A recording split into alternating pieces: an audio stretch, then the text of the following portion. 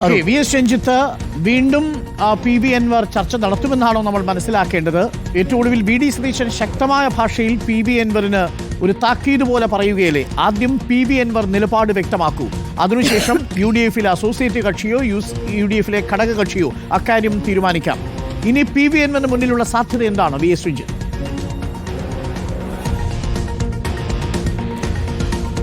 Doctor Arun, ഇപ്പോൾ ഈ P V അൻവറും യു ഡി എഫും ഒരു കടുംപിടുത്തം പിടിക്കുന്നു, അത് നമ്മളെ അതിശയിപ്പിക്കുന്നു എന്നുള്ളതാണ്. ഈ ഘട്ടത്തിൽ ഒരു കടുംപിടുത്തം പിടിക്കുമ്പോൾ അത് പി വി അൻവറിനും യു ഡി എഫിനും കോൺഗ്രസിനും ആര്യാടൻ ഷൗക്കത്തിനും ഒക്കെ ദോഷകരമായി ബാധിക്കാൻ സാധ്യതയുള്ള ഒരു കടുംപിടുത്തമാണ്. കാരണം നിലമ്പൂരിൽ ഈ അത്ര ഈസി വോക്ക് ഓവർ എന്ന് പറയാൻ സാധ്യമല്ലാത്തൊരു സാഹചര്യം നിലനിൽക്കുന്നുണ്ട്.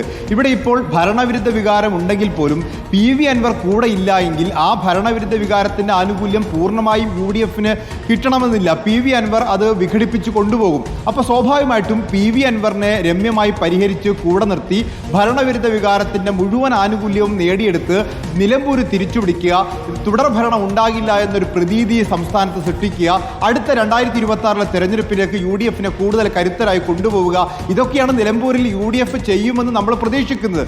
പക്ഷേ അവിടെ പി വി അൻവർ മുന്നണി പ്രവേശനത്തിൻ്റെ കാര്യത്തിൽ കടുപിടുത്തം കാണിക്കുന്നു. പി വി അൻവറിനെ കൂടെ കൂട്ടുന്ന കാര്യത്തിൽ യു ഡി എഫും പ്രതിപക്ഷ നേതാവും ഒക്കെ കടുംപിടുത്തം കാണിക്കുന്നു.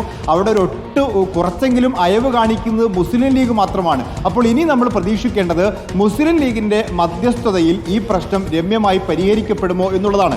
ഈ കടുംപിടുത്തം ഏതായാലും പി വി അൻവറിന്റെ രാഷ്ട്രീയ ഭാവിക്കും ആര്യാടൻ ഷൗക്കത്തിന്റെ രാഷ്ട്രീയ ഭാവിക്കും യു ഡി എഫിനെ സംബന്ധിച്ച് ഒരു തുടർഭരണം ഉണ്ടാകില്ല എന്ന് ഉറപ്പാക്കാനുള്ള അവരുടെ രാഷ്ട്രീയ നീക്കത്തിനുമൊക്കെ തിരിച്ചടിയാവും. അതുകൊണ്ട് തന്നെ ലീഗ് ഇടപെട്ടുകൊണ്ട്, ലീഗിനെ സംബന്ധിച്ചിടത്തോളം ഇതൊരു ജീവനമരണ പോരാട്ടമാണ്. തുടർഭരണം ഉണ്ടായാൽ ലീഗിന്റെ രാഷ്ട്രീയ അസ്തിത്വവും വളരെ പ്രതിസന്ധിയിലാവും. അതുകൊണ്ട് തന്നെ തുടർഭരണം എൽ ഡി എഫിന് ഇല്ലാതിരിക്കാനും യു ഡി എഫിന് ഭരണം തിരിച്ചുപിടിക്കാനും നിലമ്പൂരിൽ ജയിക്കാനും ഒക്കെ അങ്ങേയറ്റം ശ്രമിക്കിയ ലീഗായിരിക്കും. അതുകൊണ്ട് ഈ പ്രശ്നം രമ്യമായി പരിഹരിക്കാൻ തുടർ ദിവസങ്ങളിലും ലീഗ് ശക്തമായി ഇടപെടും എന്നാണ് നമുക്ക് മനസ്സിലാക്കാൻ സാധിക്കുന്നത്. കോൺഗ്രസ് തൽക്കാലത്തേക്ക് അവരുടെ രാഷ്ട്രീയ സ്വാഭിമാനം സംരക്ഷിക്കാൻ ഇത്തരത്തിലൊരു പ്രതികരണം നടത്തുന്നു. അതുപോലെ തന്നെ പി വി അൻവറും എന്നാണ് നമുക്ക് മനസ്സിലാക്കാൻ സാധിക്കുന്നത്.